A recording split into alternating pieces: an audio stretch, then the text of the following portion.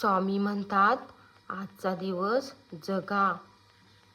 मृत्यू हे जीवनाचं अंतिम आणि अटल सत्य आहे. तो कोणाला कधी, कुठे, कसा भेटेल याचा काही नेम नाही.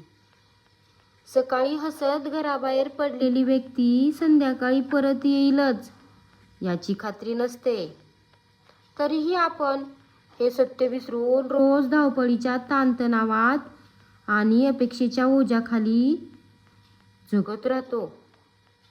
उद्याची चिंता, भविष्याची भीती आणि अजून मिळवायचं आहे या विचारात आजचा क्षण निसटून जातो. आजूबाजूला घडणाऱ्या दुःखद घटना आपल्याला क्षणभर थांबवतात. मन सुन्न होतं, डोळे पाणवतात आणि आयुष्य किती नाजूक आहे याची जाणीव होते.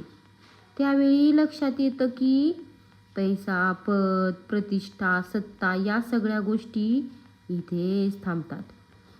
माणसासोबत जातो ते फक्त त्याने कमवलेलं प्रेम, केलेली माणुसकी आणि लोकांच्या मनात उरलेली आठवण. म्हणूनच नात्यांकडे दुर्लक्ष करू नका. आपल्या आईवडिलांशी बोला, आईवडिलांना जपा, मित्रांशी मन मोकळेपणाने बोला. मनात राग, अहंकार साठवू नका. माफ करणं शिका, कारण वेळ कोणासाठी थांबत नाही.